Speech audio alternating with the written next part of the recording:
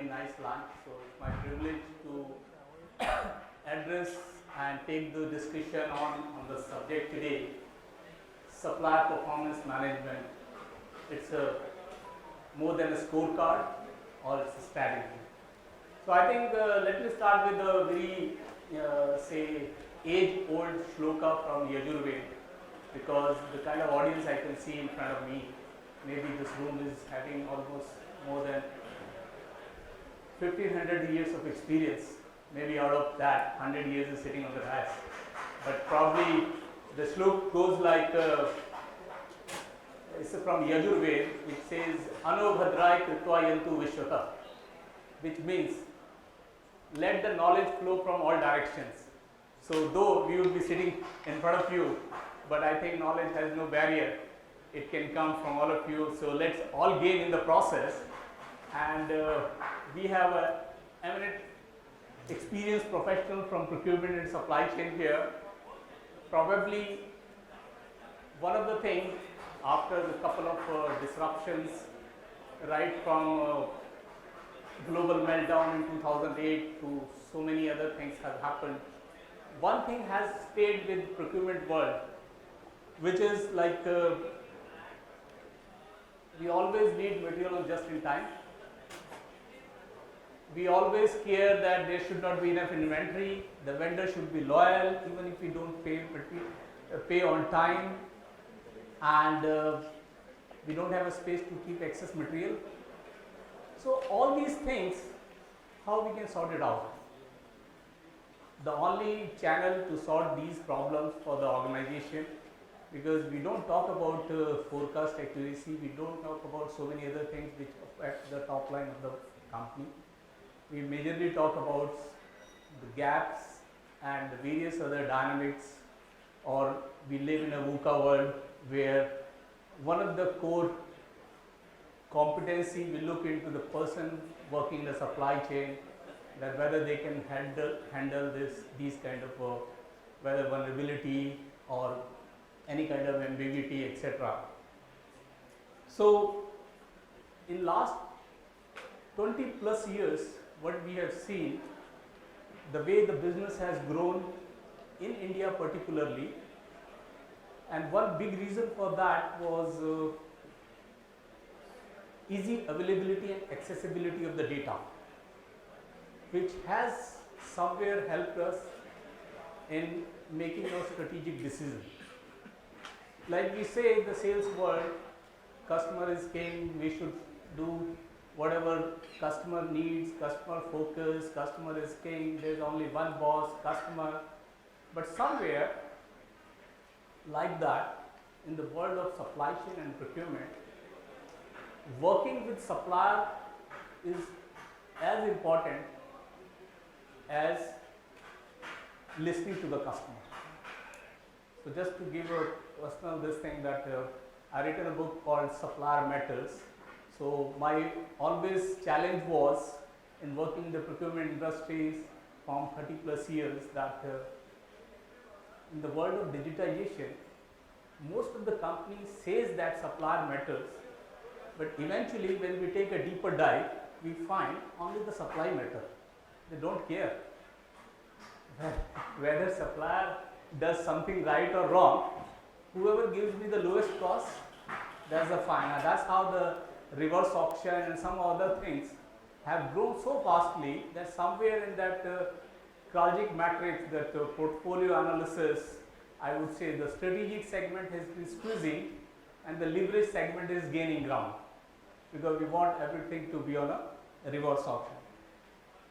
So I think I will not reintroduce my panel, but we have, as I said, more than 150 years of experience in DIAS, coming from 15 plus countries, and I'm sure this panel is going to throw a lot of light on some of the aspects we are going to discuss, and reducing the time frame and coming to the point, maybe I will repeat that Peter Drucker's statement, that which says that what gets better or what gets measured, only that gets improved. And that's exactly we are going to talk to our panelists today. So maybe moving my first question to Seema, and I think the trait I read about the Seema on her website that she believes a chain is as strong as weakest link. So I am connecting my first question, Seema, to that. Can supplier performance management be used a tool to engage supplier base in a way that it delivers a robust performance management system?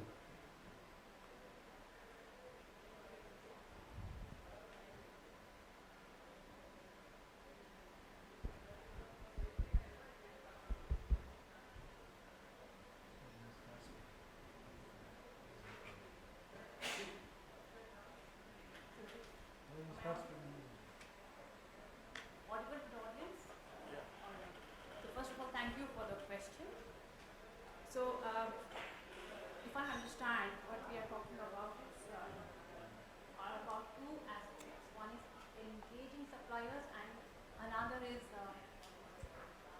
improving performance, like performance improvement and supplier engagement. And can we do that with supplier performance management? So we are talking about that.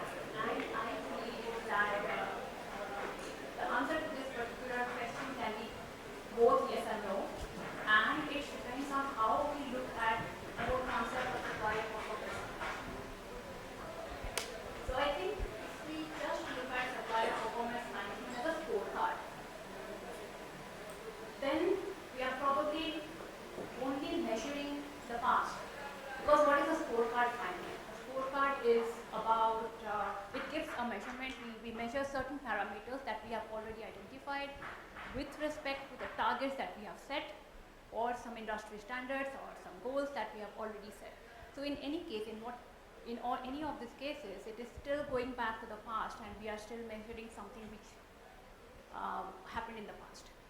And if we focus on that, if we focus on the supplier, on the scorecard as a means to do supplier performance management, then we are telling the supplier, yes, you did well here, you did do well here.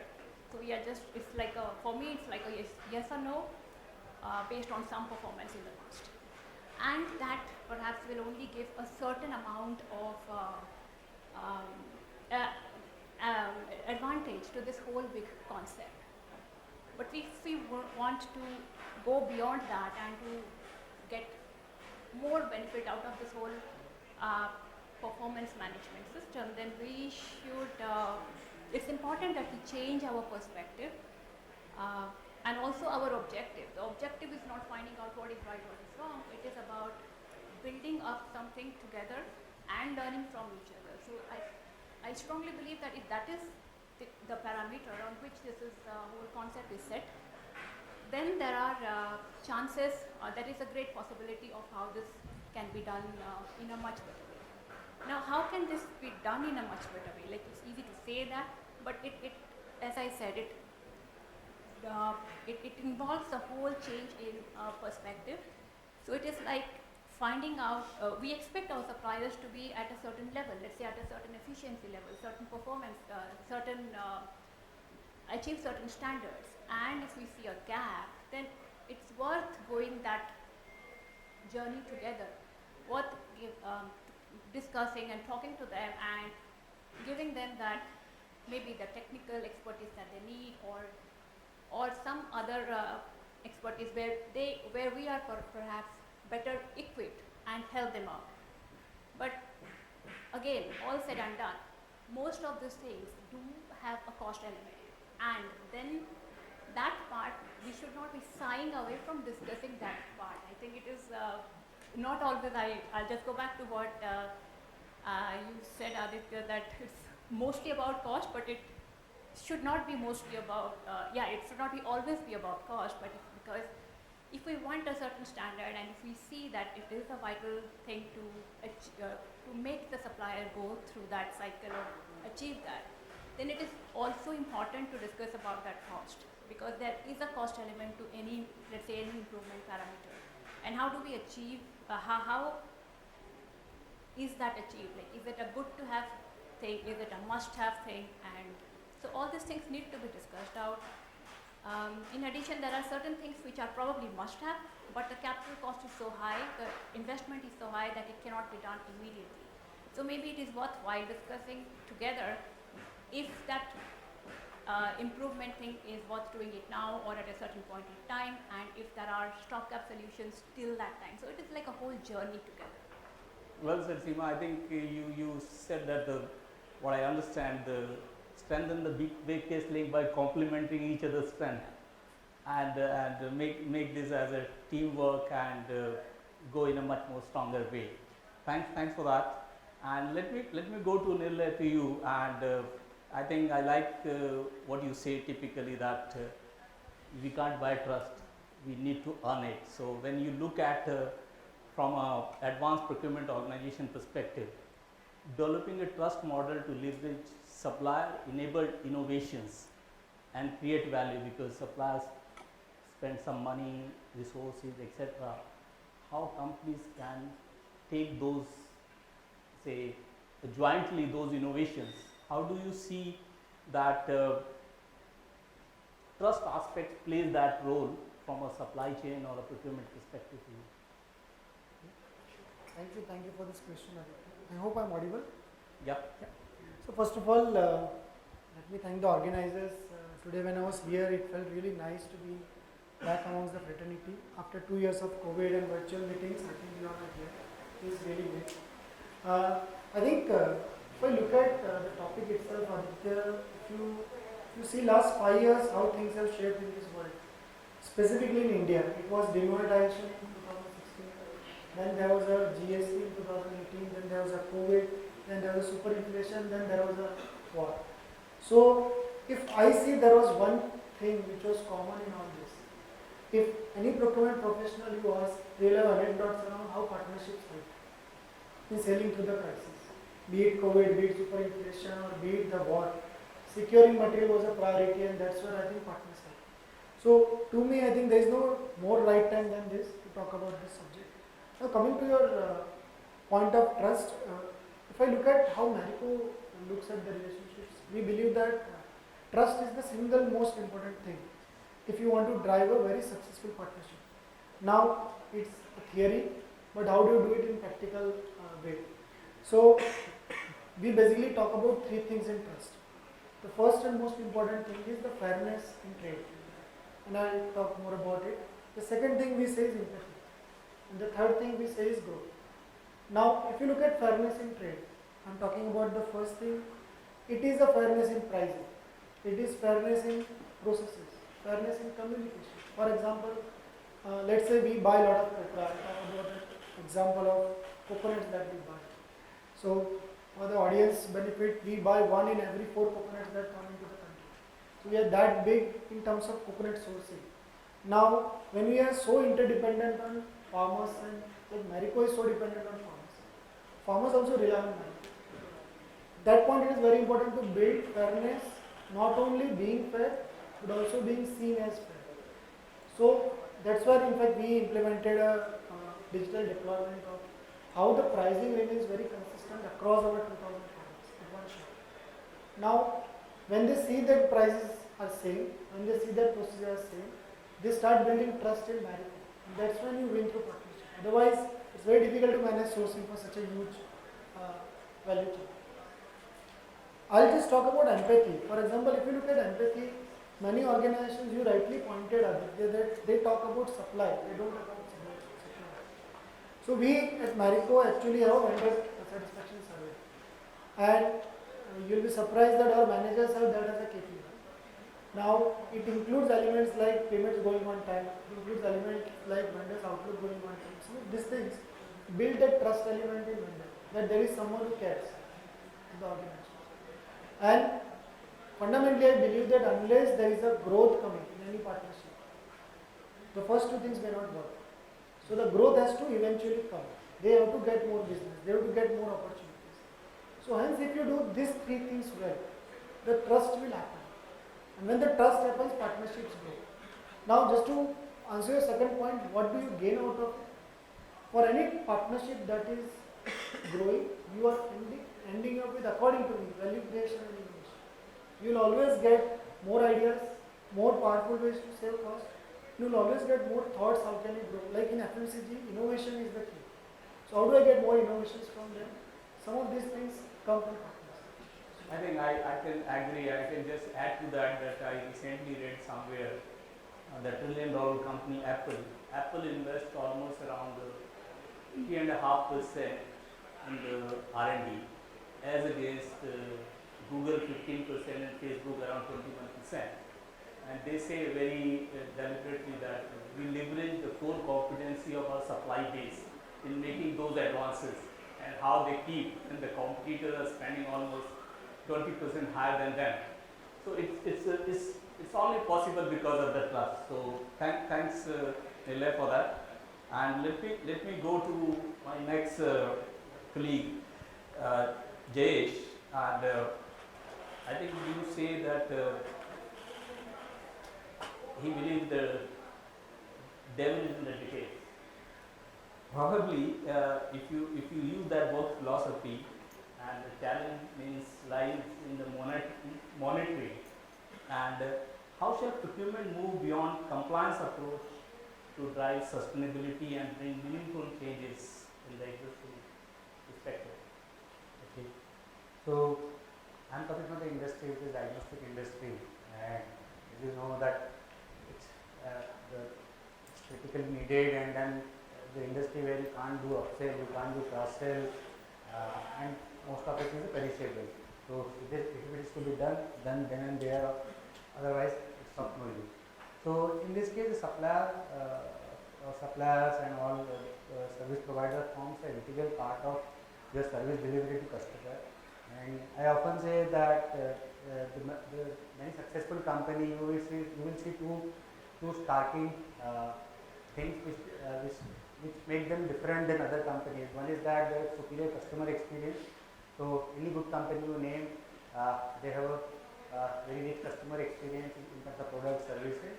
And second is that they must be having a very efficient supply chain, the back end, because whatever you want to communicate, whatever you want to deliver to the customer, at the end of the day somebody has to make it work. So back end operation has to work. So we are a very regulated industry. So people who are organized, like 15% industry, 15% industry is organized, just 85% is unorganized. So organized industries has to go through lots of compliance, the FDA, CAP compliance, and so on. So it becomes very difficult just to, for suppliers to manage the compliance level, at the same time they deliver the services.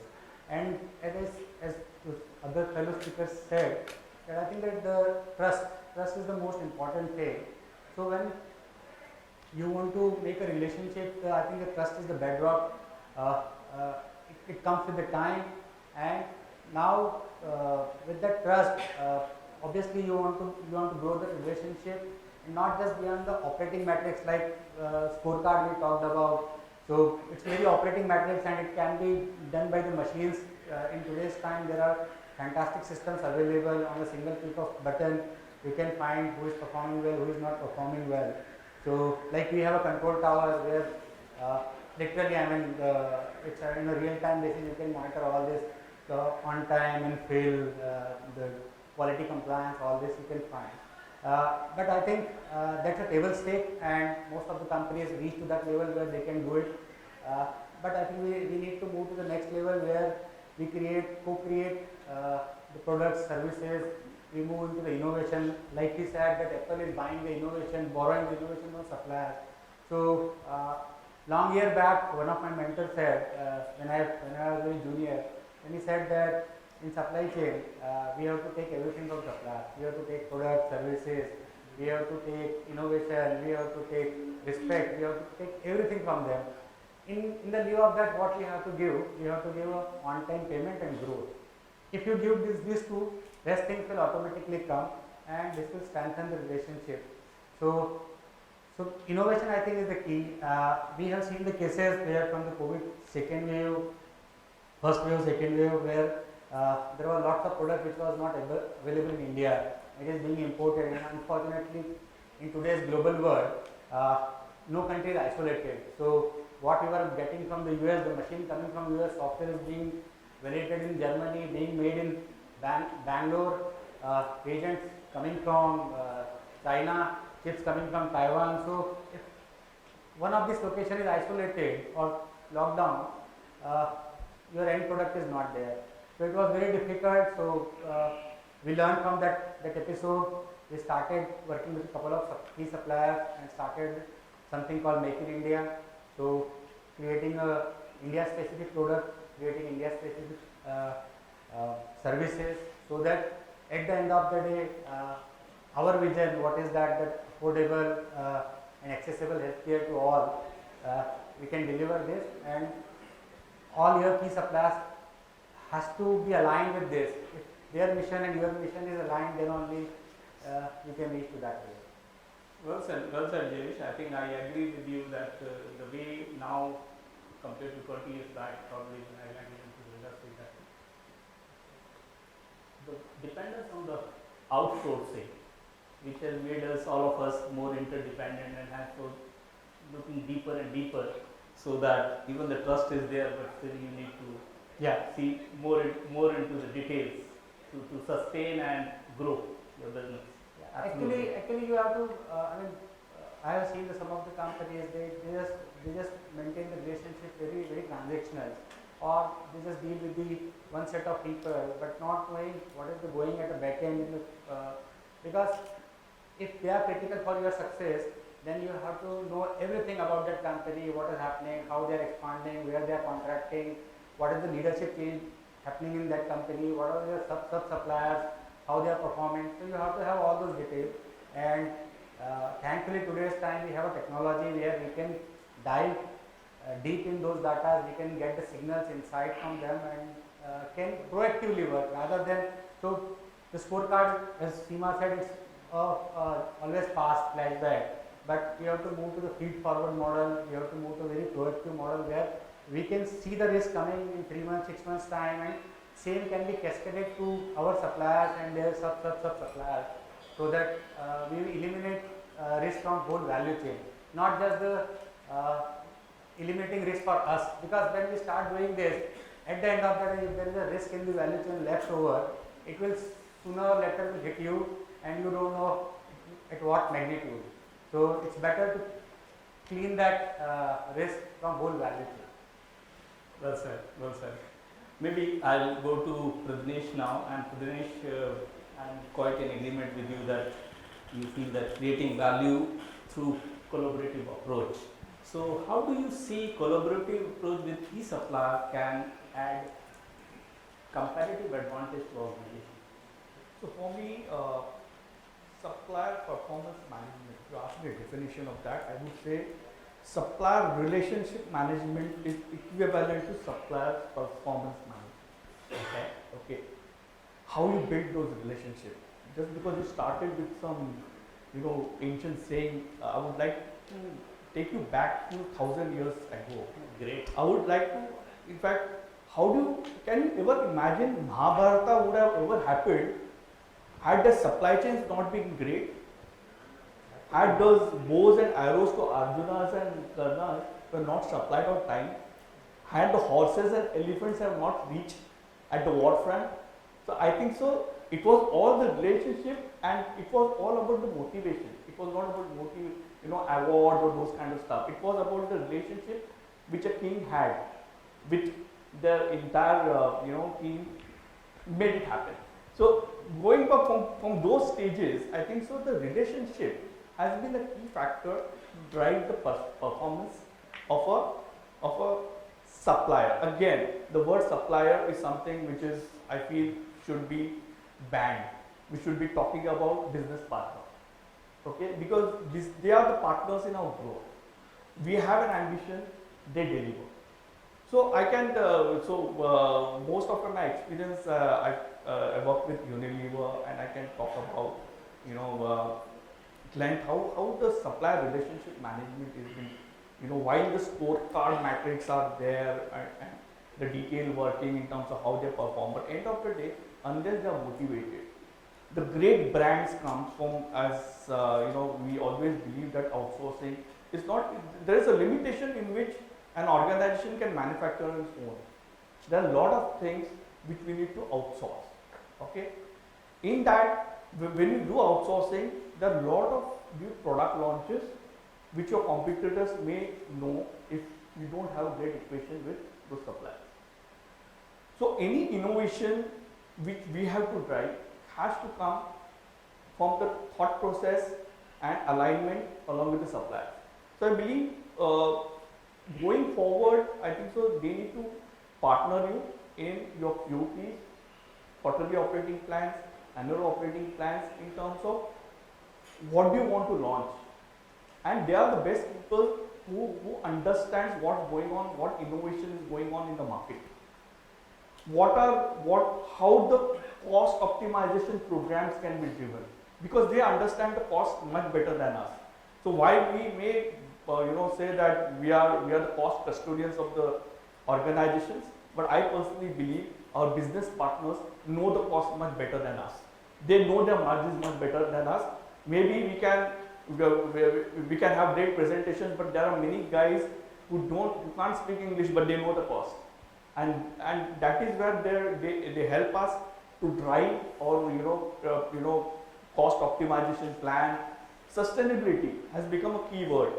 How do you drive sustainability without the help of your business partners, right? So every single agenda what we drive is a result of how you manage your relationship along with your suppliers.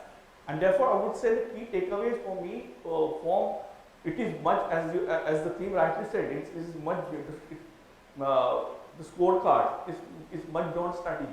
Like it is a strategy where you partner them, you have the first right to understand the innovation. If you have a great partnership, you have best sustainability agenda to drive, and you manage your cost very well, so you become market competitive. Well said, Pradnesh. I am not going to ask you who was the supply manager of Kingdom of Hastinapur, but definitely they may be having some kind of a scorecard. Yeah, they would be having. But I think so, as I said, it's more of a relationship management. So it comes from there, those developed supply chains have come right from there. So let me now go to our steel man, Naveen. And Naveen believes that never say never. Is that right? Yeah. So when now more and more companies are reaching out to their suppliers to work jointly on the issue of sustainability, environmental responsibility, ethics and compliance, since you work in a kind of industry which it is impacting most. How do you see these changes going to drive value for the supplier performance management in the business?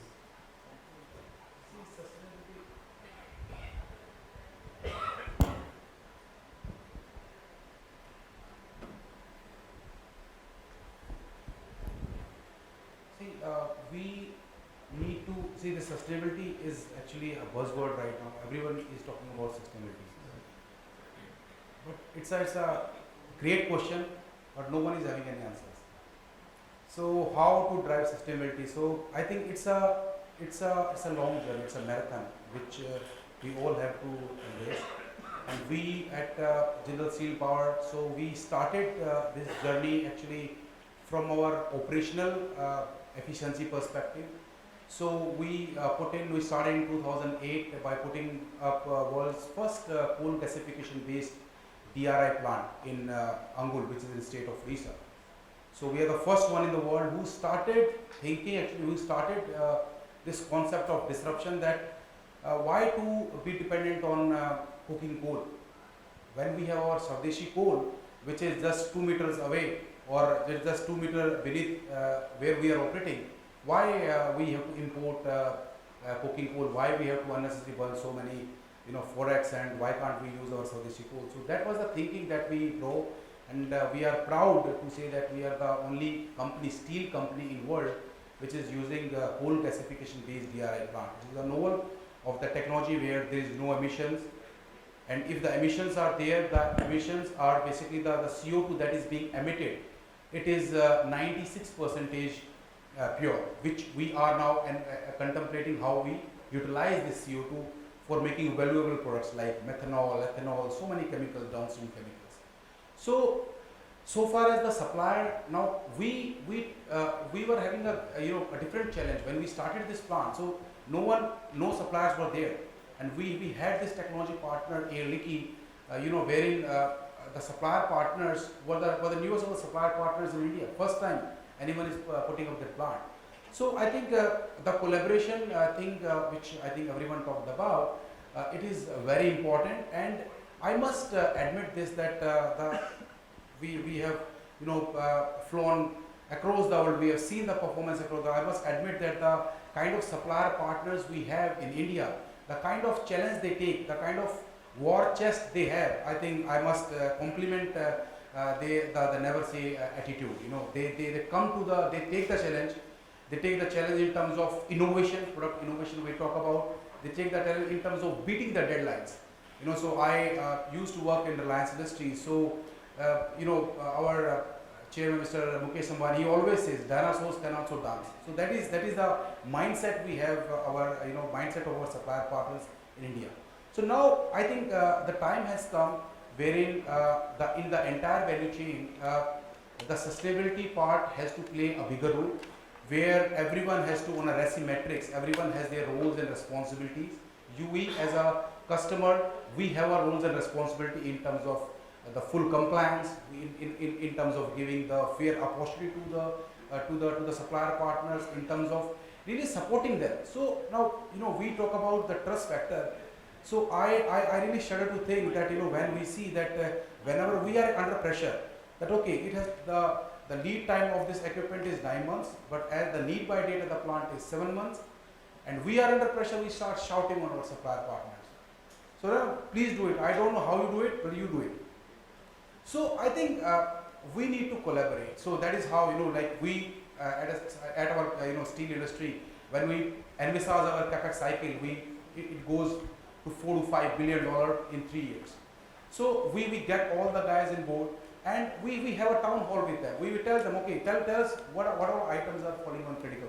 Show us where we collaborate with them, do a hand holding, tell them, okay, if you are struggling here, okay, maybe we may have a better purchasing power, we may have a better war chest, we'll pitch in and try to support them. And this has really, it is so the guys have come, they have told us that, sir, we never thought that such type of collaborative model can also happen, that wherever we are in trouble, how customer is willing and taking the pain. Actually, we are supposed to do this work when the customer is coming and supporting us. So that is point number one. Point number two is about really supporting them in their managing their working capital. It is very, very important, because this pandemic, they were under distress.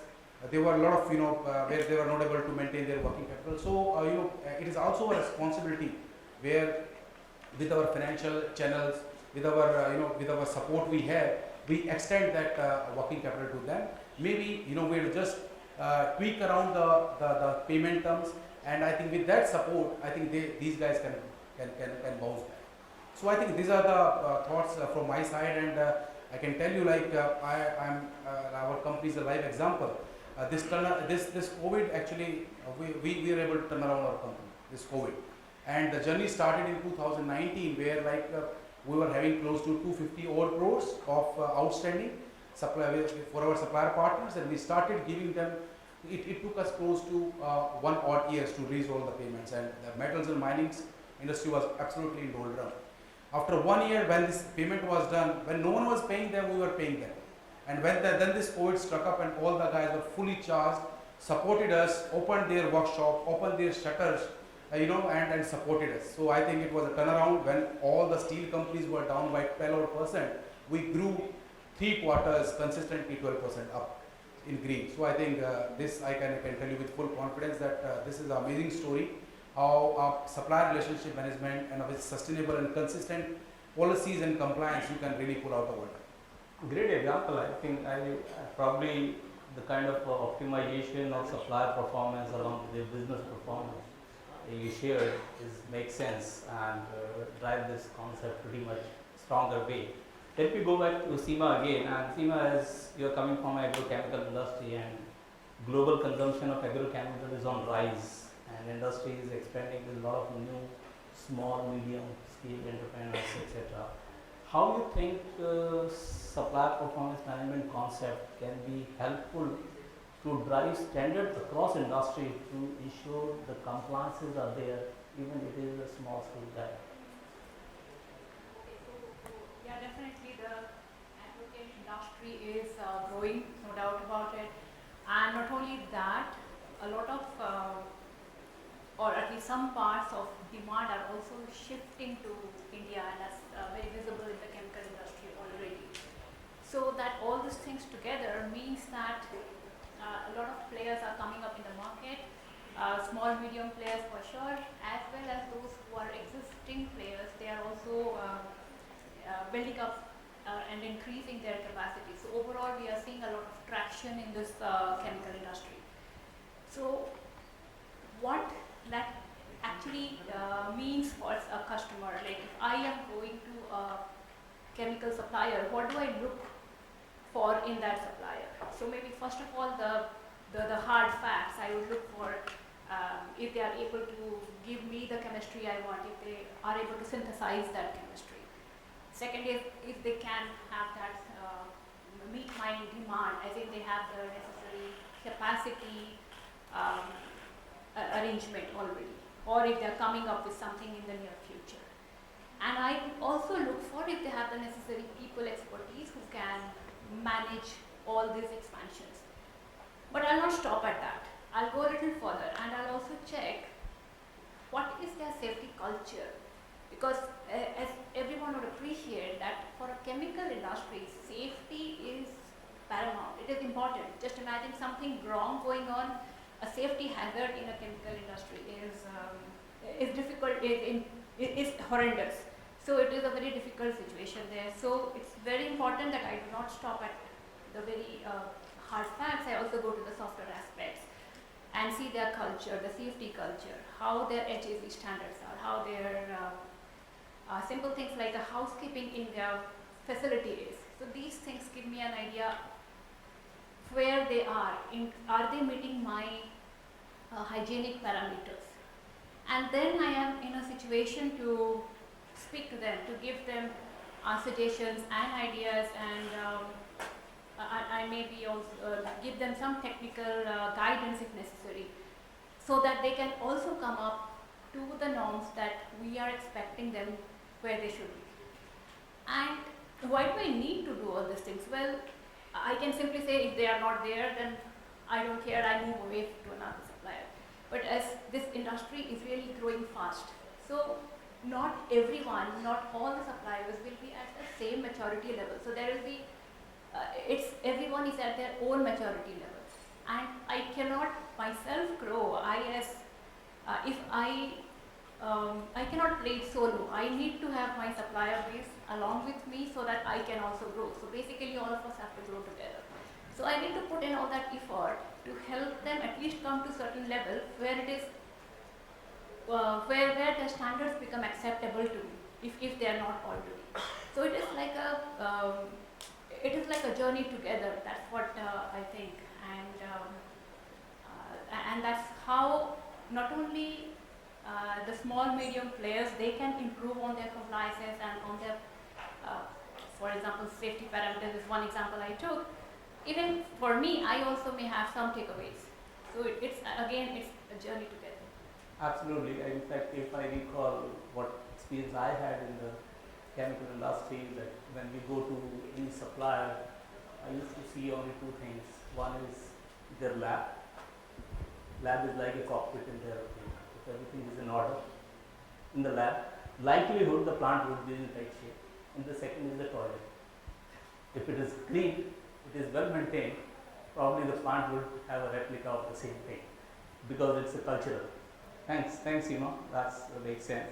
And let me go again to the FMCG industry, Nirlay. And FMCG have been pioneer in driving SPM concept. How this can provide competitive advantage to your industry, whether you talk about cosmetic, hair oil, or to be very specific, how Marico defines value mechanism by leveraging this practice to their suppliers. So in fact, I'll draw from what Pradnesh said. In fact, SPM, rather than being a typical performance measurement, for Marico, SPM changes in terms of supply potential measurement. Now when we say potential measurement, there are two things that you look from a vendor. Other things are hygiene. They will supply you on time, you will pay them on time. These are the hygiene things. What do you expect them to deliver on is value, which is ideas to reduce cost or innovation, with which you can launch more products. Because in FMCG itself, for those who are part of that industry will know it's a very, very cutthroat competition out there. Every paisa, every rupee counts. So these two things according to us are what we can derive from Supplier. Now, if you look at in that construct, how do we get this? If you see a typical FMCG company, they will not have more than probably 200, 400, 500 people working in R&D. But if you look at their supplier base, for example, Marico's supplier base, we will have maybe 1,000 vendors, we will have 2,000, 3,000 farmers. So if we see their labs, their experts, we may have collective 10, 15,000 brains working in various technologies, which we are using as products. Now the challenge comes, how do you tap that? So I'll talk about one program which we started at Marico. There are multiple that we did, but one of them was called Yugman, which continues still. Under that program, we in fact share with all our packaging vendors. We share our problem statements. We share our problem statement. We share the dummy products.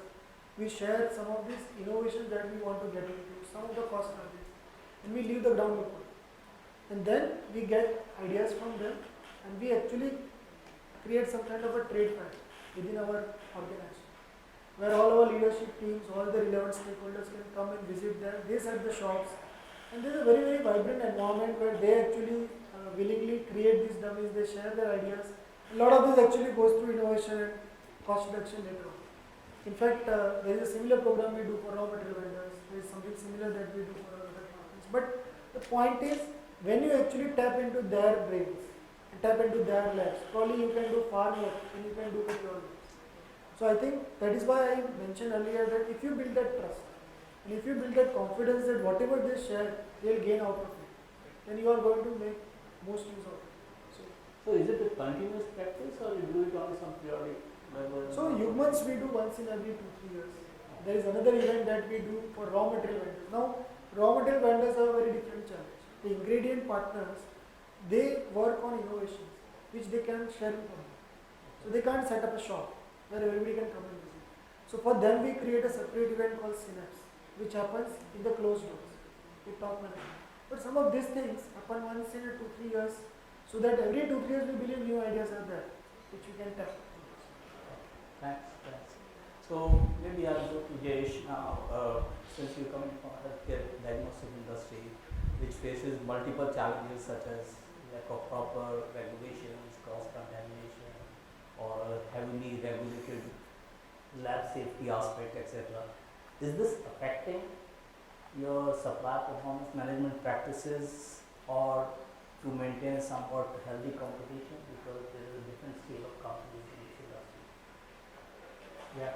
So, as I said earlier, that the whole industry is 85% unorganized, it's a mom and pop shop, and 15% industry is only organized. And good part is that after pandemic, I think lots of new entrants are coming in the market. Everybody feels that this industry makes 20-25% EBITDA. Why not we go into this? And then some of the pharma companies, because it's a logical progression for them, they know the practitioner very well, so for them it's easy to venture into this space. Lots of people coming, but at the same time this industry heavily regulated, so the safety compliance, like Seema talked about the chemical safety compliance, here I think the level is same, so it's there's a biosafety hazards are there, so compliance is very high. So even if you, if you want to just change a 3-ply mask in the lab, it has to undergo to various stringent checks and all this. So it looks like a commodity buying, but at the end of the day, it's not a commodity buying, because there are only few qualified players available. So that makes performance management very difficult, because you have to segregate between the strategic one and then the fly-by operators. There are some companies who are just having a trading arm in India. They don't have proper support, but at the end of the day, you have to work with a player who can give a sustainable support. So yeah, it's there, so it makes life difficult. But I think with the strategic partners we have, I think because of their immense contribution, we are able to be so successful and growing further and further. And I think one thing we have been talking about the cost. In fact, in today's time, you all know that there is a global freight crisis, there is a dollar going up, inflation in UK, US all-time high, and if my 95% product coming out of India, obviously they will have a huge impact. But if we focus our discussion only on cost, I think then we are fighting for a very small pie. But if you shift our discussion to the value side, so if we can make something unique, if we can make like currently, I give one of the example where if you have a fever, you go to GP, we will say do a thyroid, do typhoid, do malaria, do dengue, and so on. There are H1N1 is also now there. So you will have 4 or 5 tests. But all these tests goes on a different machine, different methods, and some reports will come early, some reports will come later, and basically the treatment will start. So can we have an innovation saying that there can be only one fever panel where you put just sample and within 2 hours you have all the tests. So something like this if you focus on, you can create the product in India, you can create a market for that product. So it's a then win-win for both, for service provider, healthcare service provider, as well as for the supplier. So I think the needle started moving on that side. I think the co-creation, innovation, collaboration, I think it started very well, and it will lead to good results for at the end of the day, and consumer will get benefited out of it. So it means the compliance is more to deal with the value mechanism rather than only the cost mechanism, which adds value to the overall. Yeah, I mean the compliance is table stake. I mean, if you have to, there are cases where we have a lab, everything is available there, but because of the compliance thing, we are not able to start lab for 6 months. But we are good with that. There is no shortcut. I mean, because that the trust you are delivering to the customer, it is built in a year, so you have to maintain that. So sometimes there are trade-offs for this. You have to do this. Sure. Thanks for this. Let me move to Dinesh. That having you worked across industry like FMCG, pharma, fashion, lifestyle, how different is banking industry from a compliance and governance model perspective with respect to supply chain? Yeah, it's quite stringent in terms of the governance and compliance are considered. In fact, I represent DBS Bank. I would say DBS Bank, the way we position ourselves is we are a technology company into financial services. Okay, first we were a technology company. So we are the one who got into digital banking way ahead of time. Okay. So the having worked across 3 different sectors, I find that when it comes to FMCG, your ability to get product on the shelf is the key denominator to how successful you are. Okay. However, when it comes to banking, there is no raw material, no packing material. It's the cash, and it's the cash of consumers, cash of all of us. Okay. So when you talk about managing cash, it's very much important that your governance model, your technology is world class. Can we ever imagine my pin, when you swipe a card or tap a card, somebody else is getting debited, or getting debited? What will happen? So I think so we need to be very, very cautious when we start the onboarding process of a business partner. So right from understanding, so the way in DBS it happens is after a certain amount of business we get into is done and DNB report, done and bad state report, to understand how his financial stability is. Then we go into have the physical security done. We go to his office to ensure that there is system security is there. We ensure that there is a business continuity plan. We ensure that even if he fails, how fast he can recover the entire failure. The failure is a part of doing business. The ability to get over it. These are the few things which I feel that banking industry is different as compared to the manufacturing industry, because huge amount of controls, governance, compliance, are there. Absolutely, I think you are the luckiest one whose raw material is cash.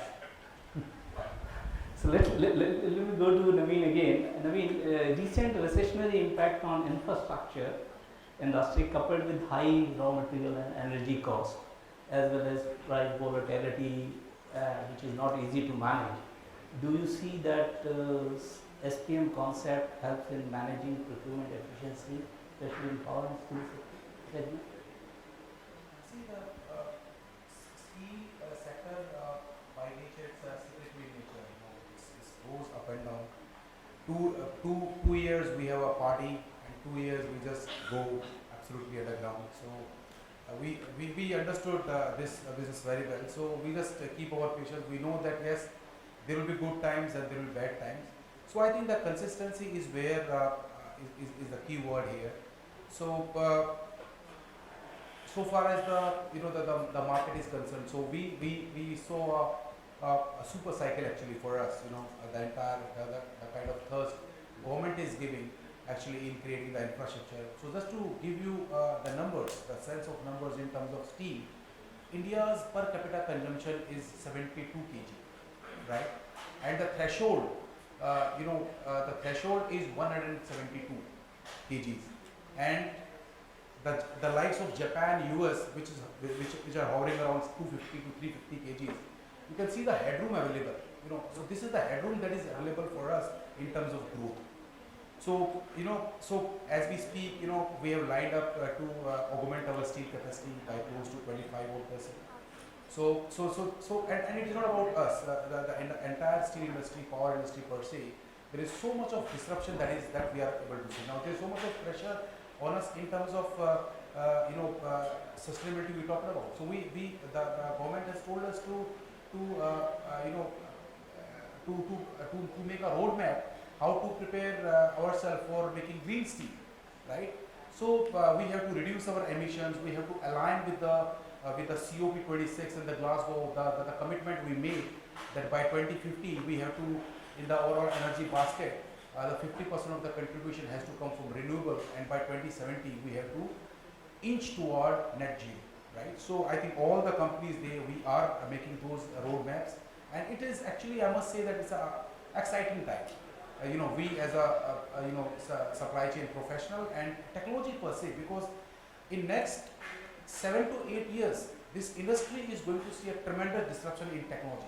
Supply chain, if there's a disruption in the technology, we are actually the next block in the entire value chain. So I think there is also on us in terms of product development, in terms of developing new supplier partners, how we can maybe from our scope 1, scope 2, how we have to go for scope 3 in our entire steel value chain, how we have to also partner with our supplier partners to reduce their emission, and how we can take their support to reduce our emissions. So I think it is going to be a next 7 to 8 years are quite exciting for us, and actually we as a professional, we must enjoy this process actually.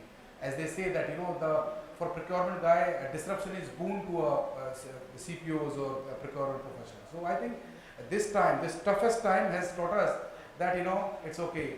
This time will also pass, and this is going to become an interesting time. So I think that is how we all have to see. That is what the kind of demand which we are seeing. So we are very excited actually so far as our steel power industry is concerned, because a lot of exciting time ahead in terms of sustainability, in terms of the growth. And as we see by 2030, our target is to reach 270 million ton from where we are right now, that is 126 million ton. So close to double growth which we have to see in next 7 to 8 years. So it's an exciting time, and I think we as a family, supply chain family, and the entire professional, we and the supplier partners on board, I think it is going to be an exciting journey. I think thanks. Very interesting perspective. And in fact, one thing which comes very straightforward to my mind, that based on listening to you all, that when we collaborate with supplier, we create a new value for our business. Probably everyone has said in their own word the same thing, and probably this topic, which is supplier performance management, I think is going to stay, even if it is starting from Mahabharata age. It's going to go for another 2,000 years more. Thanks a lot for participation, and maybe we can open if there is any questions or anything from all of you. Sure. So we do have a couple of minutes. We're going to be engaging in the audience questions. If you do have any questions, please raise your hand, and we're going to get the mic passed across. Do we have any questions? Yes, the gentleman at the back. Let's pass on the mic. So just your name, from which company, and if you can keep the question short and concise. Yeah, thank you.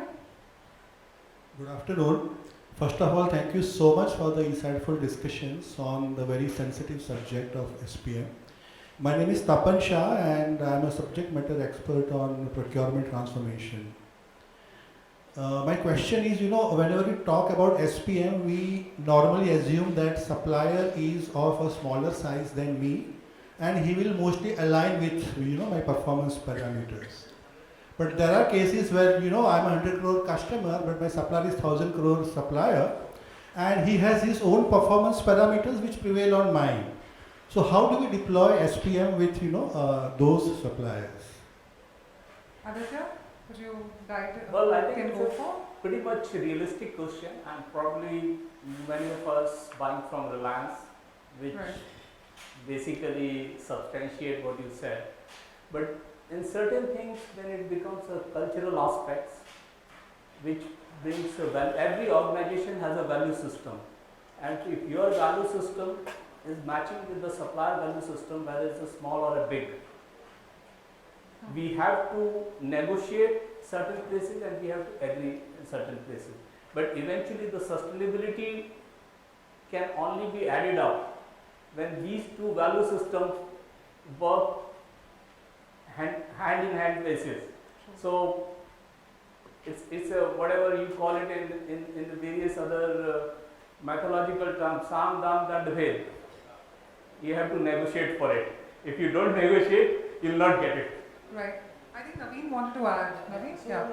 it's a fair question. So I think everyone knows. If you see a car, we have more than I think 9,000 components in that. So I think even the supplier partners know that how important they are for us. Like when there are times when the small thing like nut and bolt can fall on critical path, right? So even at that time, even the chairman of the company of $10 billion, he will call to the owner of 100 crores turnover or 50 crore turnover, that please support us, we have to get this thing on board. So I think it's a mutual, sometime when we have to deal, when we have to sell our steel or any other product, maybe the size, let's say when we deal with Reliance Industries, they are maybe 10 times higher than us, but then you have to be flexible, you cannot be adamant, and somewhere, as Aditya is rightly, somewhere you have to give and somewhere you have to take. So I think that is how the equilibrium has to be established, and that is how this show actually goes. Right. Thank you for the contribution. Just Thank one you. last question. Do we have anyone? Yes, ma'am. Final question. Just your name, from which organization, and short and sweet, concise question. Sure. Hi, this is Pooja Saxena. I'm from Morgan Stanley. Now, we understand that we've spoken about sustainability also as one of the concepts which is gearing big pace in India. So I was saying that we have to admit that price becomes one of the most important point of discussion or acceptance when we are, kind of selecting a vendor.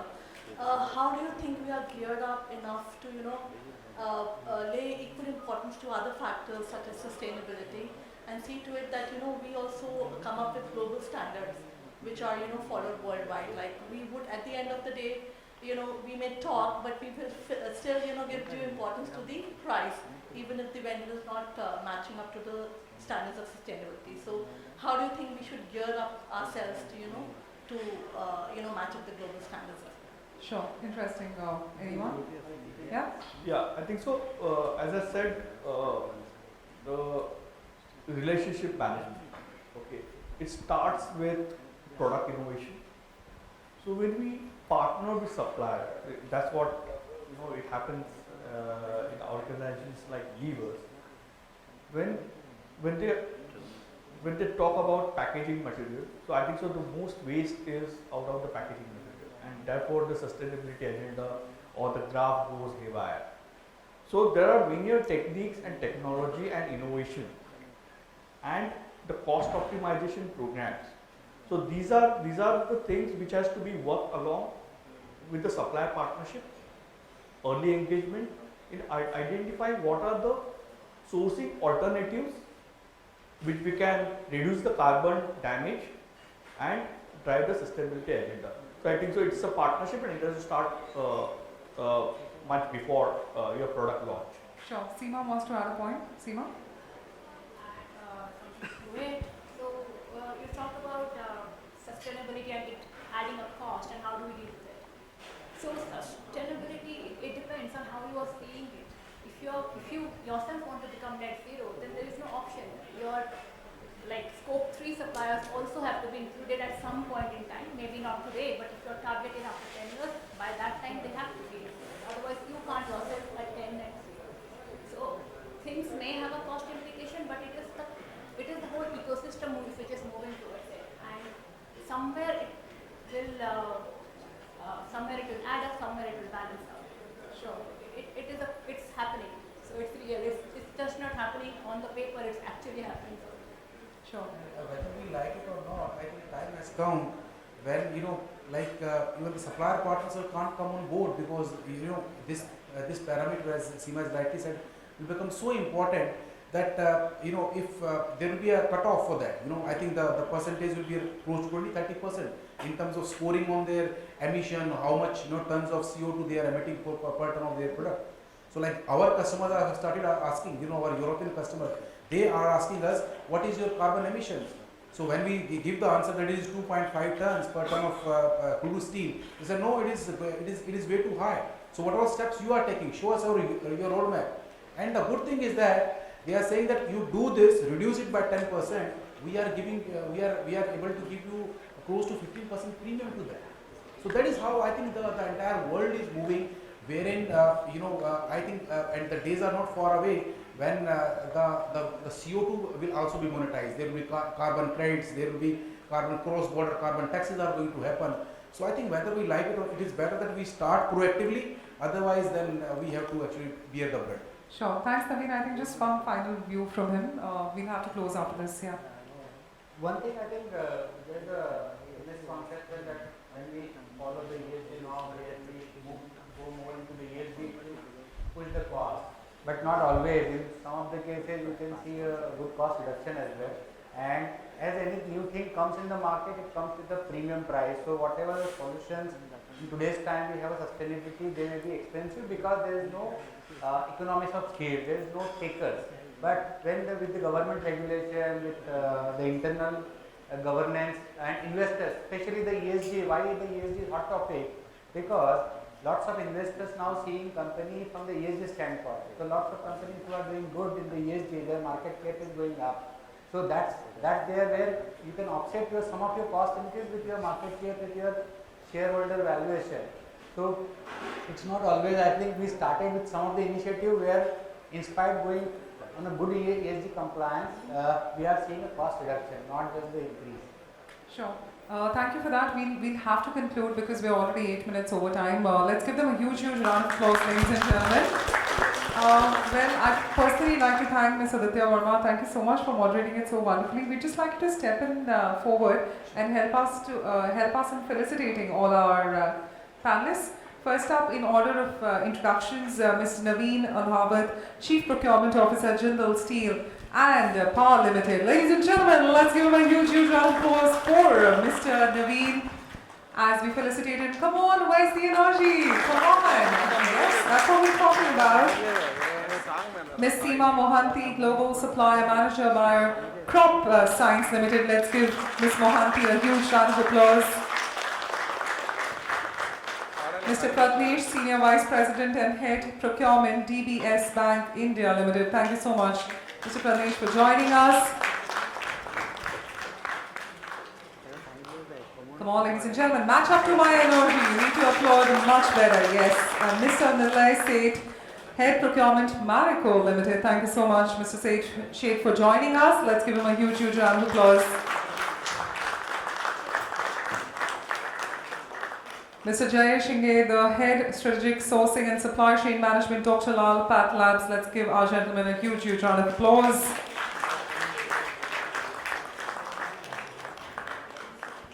Moment right there. And of course, I'd like to personally felicitate Mr. Aditya Verma, Vice President Procurement, Dorf, Ketal, Chemicals India Private Limited. Let's give him a huge, huge round of applause.